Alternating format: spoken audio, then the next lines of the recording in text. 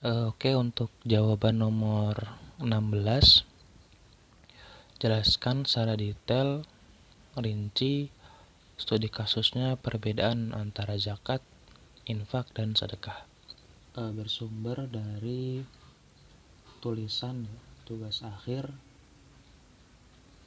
yaitu Rispa Faidah, jurusan D3 Perbankan Syariah, Fakultas dan Bisnis Islam, Institut Agama Islam Negeri Salatiga, tahun 2017. Oke, jawabannya itu diringkas ya, diambil poin-poinnya, yaitu secara etimologi asal kata zakat ya, dari kata zakat yang berarti berkah, tumbuh, suci, subur, dan baik. Nah, dalam Al-Quran juga telah dijelaskan oleh firman Allah pada surat Asy-Syams ayat 9, artinya sesungguhnya beruntunglah orang yang mensucikan jiwa itu.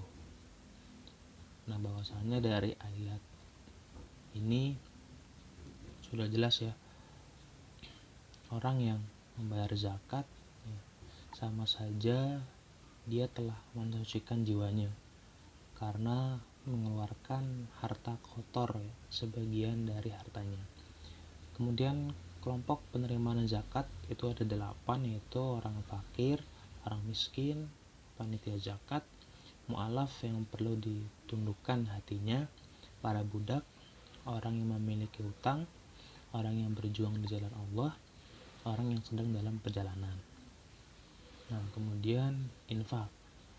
Nah, kata infak ini dapat ya diartikan yaitu mendermakan atau memberikan rezeki ya, karunia Allah Subhanahu wa taala, atau menafkahkan sesuatu kepada orang lain berdasarkan rasa ikhlas dan karena Allah Subhanahu wa taala semata. Nah, infak ini juga telah dijelaskan dalam Al-Qur'an ya, yaitu Allah berfirman dalam surah Al-Baqarah ayat 195 yang artinya, dan belanjakanlah ya, harta bendamu di jalan Allah, dan janganlah kamu menjatuhkan dirimu sendiri ke dalam kebinasaan, dan berbuat baiklah karena sesungguhnya Allah menyukai orang-orang yang berbuat baik. Perbedaannya dengan zakat ya, infak dengan zakat yaitu hanya dinilai dari waktu pengeluarannya. Infak dikeluarkan oleh setiap yang beriman, baik yang berpenghasilan tinggi maupun rendah. Apakah di saat ia lapang maupun sempit? Nah, di saat ia keadaannya lapang maupun sempit, jika zakat harus diberikan kepada mustahik tertentu ya, 8 asnaf tadi yang wajib menerima zakat, maka infak boleh diberikan kepada siapapun juga, misalnya untuk kedua orang tua, anak yatim, dan sebagainya. Kemudian sedekah yang berasal dari kata shadaqah yang benar dan dapat dipahami dengan memberikan atau mendermakan sesuatu kepada orang lain. Nah, telah dijelaskan juga dalam Al-Quran, Allah berfirman dalam surah Al-Baqarah ayat 245 yang artinya, siapakah yang memberi pinjaman kepada Allah, pinjaman yang baik ya, atau menafkahkan hartanya di jalan Allah, maka Allah akan memperlipat gandakan pembayaran kepadanya dengan lipat ganda yang banyak, dan Allah menyempitkan dan melapangkan rezeki, dan kepadanya lah kamu dikembalikan. Nah, kemudian pengelolaan zakat, infak, dan sedekah.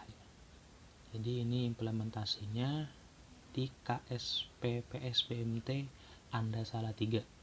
Jadi kita ambil studi kasusnya pada BMT di Salatiga ya, yaitu pengelolaannya dibagi menjadi 2, penghimpunan dana zakat, infak, dan sedekah itu dibagi menjadi 3, yaitu zakat nasabah adalah zakat yang Anda setor atau dipotong dari rekening nasabah atas perintah nasabah tersebut.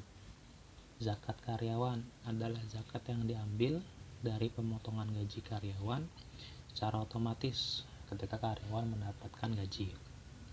Kemudian zakat KSP PSBMT Anda salah 3 adalah zakat yang berasal dari keuntungan dari KSP PSBMT Anda salah 3 selama periode 1 tahun.